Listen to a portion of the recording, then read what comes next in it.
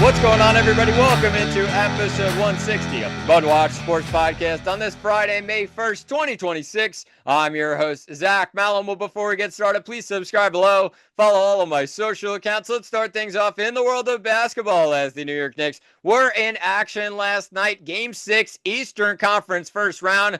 And the Knicks win this one in a complete beatdown down in Atlanta. 140-89 the final. The Knicks win the series 4-2 and advance to the Eastern Conference second round. Great game for the Knicks, and they dominated from start to finish. It really all started in the first half, where the Knicks set the tempo early. They shot almost 70% from the field in that first half. They end up finishing 59% from the field in this game. Really did a good job of getting to the free throw line early, as well as the free throw disparity in the first half was really one to see. The Knicks also hit 13 three-pointers in the game to just 9 for the Atlanta Hawks. And the Hawks on the other side really struggled. 38% from the field, 26% from beyond the arc. Knicks were just the better team from start to finish in this game, and it really set the tempo early on in the first half, and then midway through the third quarter, Knicks led by as much as 61 points. Just a crazy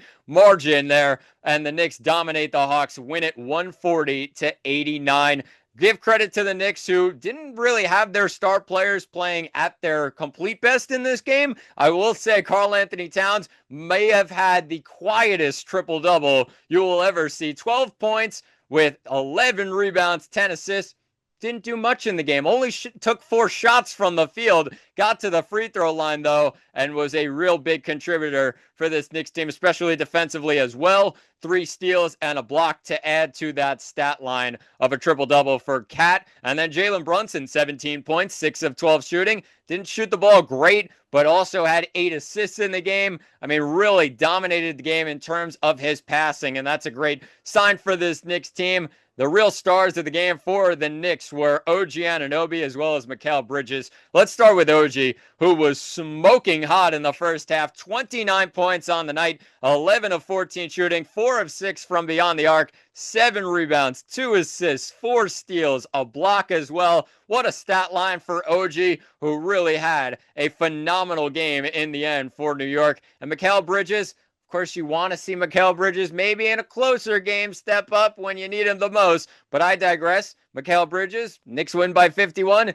He has 24 points, 10 of 12 shooting from the field, hit a couple of three-pointers, 5 rebounds, 3 assists, as well as a block in the game. Great stuff from both those guys. OG Anunoby, Mikal Bridges stepping up when the Knicks needed it in the first half. They set the tempo early, and a lot of credit has to go to those guys. Quick word on this Knicks-Hawks series as the Knicks finish it off in 6 games, complete domination. The last 3 games of this series, Game 4 in Atlanta, Game 5 at MSG, and of course in Game 6 down in Atlanta. The Knicks win it by 51 points. I do want to talk about maybe the media and the overreactions to this Knicks win. 51 points. Yes, it's a large margin, but the Knicks dominated this series for the most part. Couple games where they had slip-ups. Game 2 especially at MSG, have a double-digit lead. They give it up. Atlanta comes all the way back and steals a game at the Garden. Then you go to Game 3 where the Knicks came out real slow. Did a good job of coming back in that game,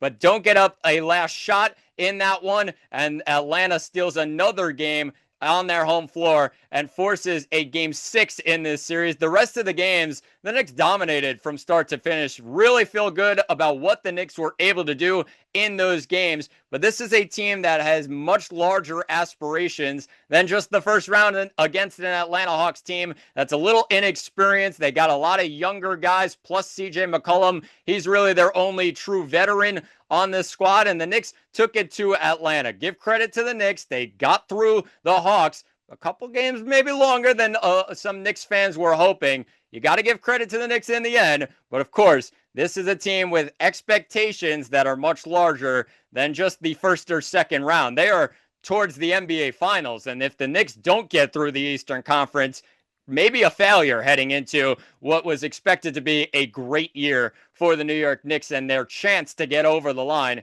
in the Eastern Conference. So the Knicks take a seat and they rest. They right now get to watch two divisional opponents in the 76ers and the Celtics try and beat up each other in Game 7 of the Eastern Conference first round. What a series it's been between the Sixers and the Celtics. Gave credit to Philly, who came back. They were down 3-1 in the series, won a tough game on the road in Boston, followed it up with a Game 6 win on their home floor last night, and they go into Game 7 tomorrow night. 7:30 start as the Celtics come into that game 7.5-point favorites. If the Celtics dominate on their home floor, not really too much of a surprise, but this Sixers team is really hot right now. They're feeling the momentum of the last couple of games. They got Joel Embiid back in the lineup as well. He's had an impact early on for this 76ers squad.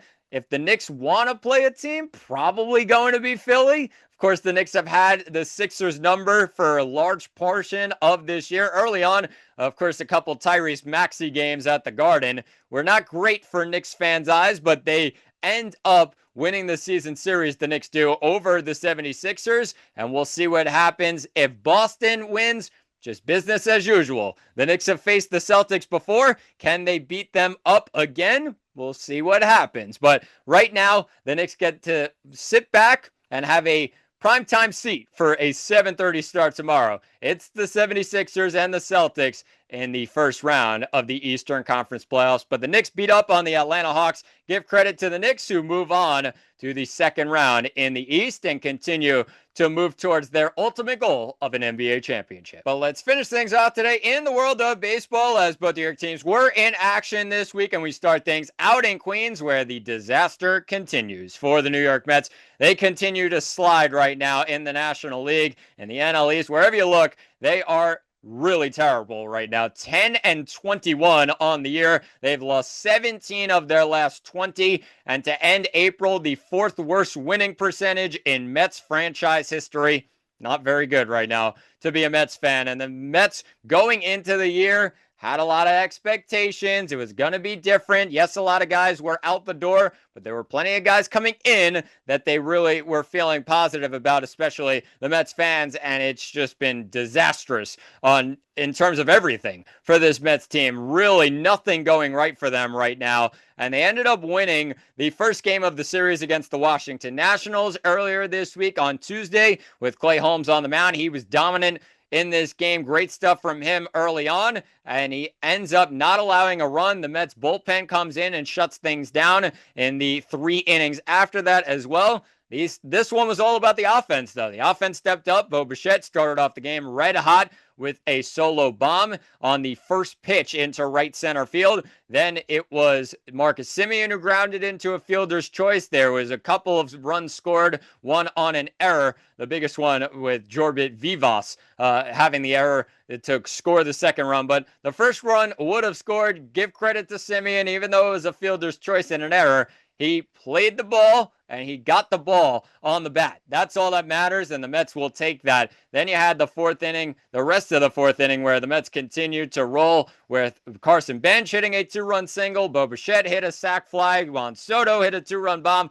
In the blink of an eye, it's an 8-0 lead for the New York Mets. They put up a 7 spot in the fourth, and the Mets win that one 8-0. Then they continue on into the next couple of games, and this is where it got pretty bad for Mets fans' eyes, as David Peterson got his first start in a couple of weeks, really struggled in terms of his starts, and had a couple of starts that were really, really ugly. It was the Dodger game that was his last start for this Mets team, and that was a couple of weeks ago. He ends up going into the game in a bullpen situation, a couple of games throughout the weeks, Chicago as well as Minnesota. And then he goes into this start, his first start in a couple of weeks, and it was disastrous. That's being kind to David Peterson. 3 2/3 in this one, 5 hits allowed, 7 earned runs, 3 walks, 5 Ks. Not good enough from David Peterson, and he knows that. He talked about it post-game that he has to just be a lot better. He's done it before, so he can come back from this, but the Mets need it desperately right now. They cannot afford to have these starting pitchers just get out of control early on. it was very ugly early on for David Peterson. 2 runs up on the board in the first inning, and then a 7 spot in the 4th inning. Sounds familiar. The Mets did that the night before, but then they got it handed to them on the other side by the Washington Nationals. A 7-run 4th inning. The Nats win this one 14-2, and Sean Manaea came into the game. Wasn't better than David Peterson. May have been worse than David Peterson, as he only goes 2 2/3 in this one. 7 hits allowed, 6 earned runs, 2 walks, 4 Ks. 2 guys that at the start of last season, if you said, think a year from now, look at these 2 guys, they cannot even get a start for this Mets team. David Peterson, Sean Manaea. Yikes. Sean Manaea, a guy who's getting paid $25 million this year on that contract, a short-term deal that the Mets gave him, but a high-price deal in terms of what he was able to do in 24. Not at all the same pitcher, Sean Manaea, as what he was in 24. He is a completely different version of Sean Manaea in 2026. So the Mets lose that one 14-2. Then they go into Game 3 of the 3-game set against the Nationals, and this one got ugly towards the end, where the Mets, give credit to them, they came back. They were down 3-0 pretty early on. A couple of runs score in the 2nd inning, and then they have another run score, the Nats, in the 3rd inning. But MJ Melendez, give credit to him, he's been red hot so far this season, batting .345 for the Mets this year. And that's a guy who was supposed to start the year and probably finish the year all year long in the minor leagues. Maybe an option here to go up to the majors, but nothing more than that. And this guy is one of the best hitters on the Mets right now. .345 average. He hits a 3-run bomb into right field to tie the game at 3 off of Miles Mikolas. And then it was Mark Vientos who did a good job of just getting the ball in play, hits an RBI double into center field. Juan Soto comes in to score. Mets can't add to that lead. It's 4-3 at the end of 6. But then the bullpen came in, and everything that can go wrong will go wrong right now for this Mets team. Luke Weaver, guy who's been pretty solid. A couple outings here and there where it's been ugly, but a guy who you can rely on, you think, out of the bullpen. The one you're maybe worrying about is Devin Williams, but Luke Weaver was the problem in this game. An inning pitched, 2 hits allowed, 2 earned runs, no walks, 1 K, but it was the hanging changeup that he left to C.J. Abrams, a guy who you cannot leave that pitch to, and C.J. Abrams stared at that one for a while, watched it go into right center field, 403 feet into the bullpen, and the Mets trail 5-4. That's how it would finish. The Mets lose it, and they lose the series 2 out of 3 to the Nationals. It's just continuing to slide for the New York Mets right now. Nothing going right, and the Mets lose another series in this homestand, which was supposed to be an easy couple of games. You have 9 games against teams that are under 500. Nothing crazy here. They took 2 out of 3 from the Minnesota Twins, so that was a positive sign. But you get swept by the Rockies, and you lose 2 out of 3 to the Washington Nationals, a team that you've dominated year after year, series after series. They can't even get really a solid win in the end. Of course, they got the 8-0 win on Tuesday, but after that, there's nothing to find for this Mets team. So the reports coming out right now, Carlos Mendoza, according to reports earlier today, is safe as the Mets manager.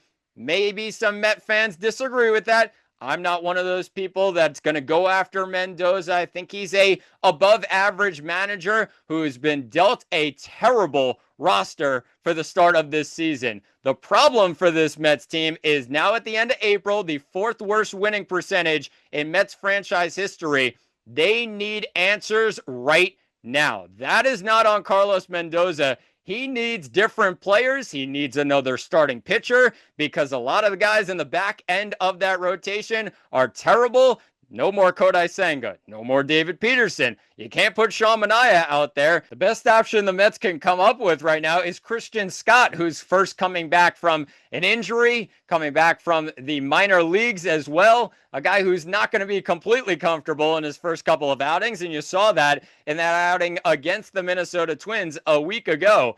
Not the same type of pitcher that maybe he was in 2024. We still have yet to see that, but the Mets need wins right now. Get wins right now. And Carlos Mendoza can only do so much with this lineup that he's been dealt. There's a lot of injuries, and I know that's part of the situation. That's not an excuse, though, because every baseball team has injuries. It's a 162-game season. You're going to have injuries along the way. It's how you respond to those injuries, and the Mets have not done that so far this year. They are 11 games under 500 and begging for answers. And their president of baseball operations, although maybe Steve Cohen is giving him some longer time and giving him a shot, and he's not going to fire him midseason, I don't blame him for that. He is on the hot seat in everybody else's mind. He is on the hot seat and needs to respond immediately. Make a move, get a bat, get another starter, trade somebody, do something, because whatever you had in mind is not working. And it is the end of April. Don't freak out just yet. You have to freak out. 11 games under 500, a team that was expected to make the playoffs after missing it a season ago, which was, again, one of the most shocking missed postseasons in Major League Baseball history, considering the payroll that this franchise has. They need answers immediately. Get the job done. David Stearns, it is over to you. This is not on Carlos Mendoza really at all in my mind. David Stearns, this is your problem. Figure it out. Let's see how he does. The Mets go into another series, though, where they just have to try and win games. Thank God they're not in New York right now, though they were getting booed, and they don't want to hear that right now. They have to respond with wins and send them to the West Coast, where they have 3 series now on the West Coast, away from the New York noise just a little bit. Got to start racking up some wins, though. It all starts tonight. They're out in Los Angeles taking on the Angels, where the Angels are a pretty solid team coming into this series 12-20. Not great, of course. They're not great this year, 5th in the AL West, but a team that the Mets, in their mind, should easily beat. Should they? We'll see what happens. Christian Scott gets the ball for the New York Mets in this game. He's 0-0, a 6.75 ERA. Just the one appearance last week against Minnesota. He went an inning and a third. No hits allowed. He did have a strikeout, but the walks were a problem. He had 5 walks in the game and trying to bounce back after a very tough first outing for Christian Scott, coming back to the majors for the first time since 2024. So the Angels, a team that the Mets should beat, we think. Walbert Urena gets the ball for the Angels. He's 0-3 on the year, 4.76 ERA. Does that mean that he's going 7 innings or 6 innings strong and not many hits allowed? Maybe. It also could mean that the Mets offense wakes up and tries to get things going for this lineup, and the lineup that Carlos Mendoza has been dealt. The Mets need answers, though, and we'll see what happens. Make sure you tune in all series long as the Mets take on the Angels, try and turn around this season quickly. It is the start of May, so they got some time, but it's got to come quickly, and we'll see what happens as the Mets. First pitch tonight, 9:38 start as the Angels take on the Mets out in Anaheim. But on the other side of New York, a little bit more positive for the New York Yankees, who have been playing really well lately. They had back-to-back sweeps against the Kansas City Royals, the Boston Red Sox. They won 2 out of 3 down in Houston against the Houston Astros, had an 8-game winning streak until it was snapped against the Astros on Sunday. Then they had a quick turnaround with a Texas Rangers team that's middle of the pack right now, and the Rangers on their home field ended up taking on the Yankees. Max Fried got the ball on Monday. Fried won the game, ends up getting his 4th win of the season. Just good stuff from Fried all throughout. Consistency is all you ask for, and that's exactly what Max Fried gives you. 6 innings pitched with 4 hits allowed, no runs, with 2 walks and 5 Ks in the game. Got a little antsy towards the end. When you look at the Rangers, who came back in this one, cut it to 2 in the 9th inning, and David Bednar ends up getting the save in the end. Good stuff by him. The Yankees respond. Aaron Judge with a home run. Ben Rice with a 2-run bomb. Jazz Chisholm Jr. with a home run himself. It was a home run party on Monday in Texas, and the Yankees win it 4-2, the final in the series opener. Then you go into Tuesday's game. Cam Schlittler on the mound. Great matchup against the veteran and maybe Cy Young of the future, former Cy Young in Jacob deGrom. You look at the matchup between these two, future Cy Young and Cam Schlittler, former Cy Young, Jacob deGrom. It was Schlittler who got the better of deGrom in this one. 6 innings, 3 hits allowed, no runs, with 2 walks, 8 Ks. Great stuff by Cam Schlittler, who was really untouchable all throughout this game. It took till the 9th inning once again for Texas to make it close. David Bednar ends up getting the save in the end. Got a little hairy once again for the Yankees, but they figure out a way to get the win. It helped that Aaron Judge gave them some room in the top of the 9th inning, hit a bomb 424 feet into left center field. Bellinger hit an RBI double in the first. Wells responded as well with a home run himself, a solo shot in the 7th inning, and the Yankees win it 3-2. They beat up on Jacob deGrom, and they get the victory down in Texas. Then you go into Wednesday's game, and it's another one where a Yankee killer on the other side. Yankees want to finish off the series with a sweep, but you're not always going to get it that way. They end up losing the finale of the 3-game set. Nathan Eovaldi, Yankee killer himself, 7 innings in this game, 4 hits allowed, no runs with 1 walk, 7 Ks. Yanks are shut out, and the debut, of Elmer Rodriguez, who goes 4 innings in this game, 4 hits allowed, 2 earned runs with 4 walks, 3 Ks. Not his best stuff, but he's young, a guy who has a very bright future ahead of him. Could be a guy that the Yankees can rely on out of the bullpen maybe down the road, heading towards the postseason when that becomes something important to them. Then for right now, though, I think Elmer Rodriguez going to get a start here and there while Rodon and Cole are on the IL. Other than that, as well as Schmidt on the IL. But other than that, I think we'll take the here and there start for Elmer Rodriguez. Not his best stuff, like I said, in this one. And the Yankees lose the finale 3-0. But the Yankees are playing great right now, and they got to keep that going. I really like what we're seeing right now from this Yankees team. 20-11, one of the best records in baseball.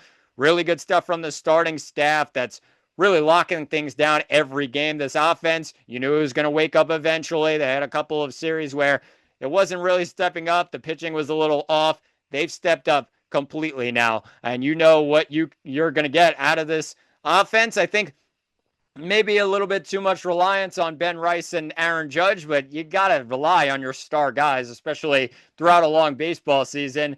Yes, the rest of this Yankees lineup kind of has to step up a little bit more, but there's some guys in there that are really getting going. And Cody Bellinger, the big contract and everything, going back to the Yankees. A little bit of pressure on him, but now it's May. He starts to get comfortable. The weather gets warm as well. Jazz Chisholm starts to wake up. You know what the problem is for this Yankees team. It's when they get to the postseason, what will happen? Something goes wrong. Almost everything goes wrong for this Yankees lineup. So they end up figuring it out for now, and that's what they need to do as they continue to roll on during the regular season. But the Yankees go into another divisional matchup. They took on the Boston Red Sox at Fenway last week. Now they go back home and they take on the Baltimore Orioles, a 4-game set in the Bronx, and it all starts tonight. It's a 7:05 start at Yankee Stadium. Will Warren gets the ball for the New York Yankees. We still have an undecided on the other side for the Baltimore Orioles. Looks like a bullpen game for them.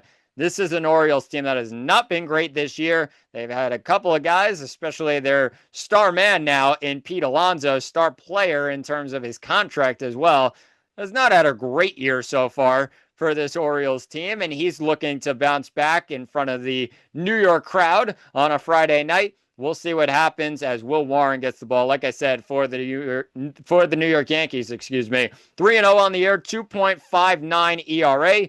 He's been pretty solid every single game. I mean, this is the Will Warren that we want to see in terms of consistency. He'll give you 5 or 6 innings almost and only allow a couple of runs. That's fine. Get some strikeouts as well. He's been really good in terms of that so far this year. The last couple of outings, he only allows 2 earned runs. The Yankees offense wakes up throughout those games and completely dominates. That's exactly what you're looking for from Warren, and a real solid spot here against a struggling Orioles lineup. So we'll see what happens as the Yankees take on the Orioles. It is a 4-game set starting tonight, 7:05 start at the stadium, as the Yankees take on the Orioles up in the Bronx. But that will do it for episode 160 of the MudWatch Sports Podcast. Please subscribe below. I've been Zach Malum, and thanks for watching, and talk to you all on Monday.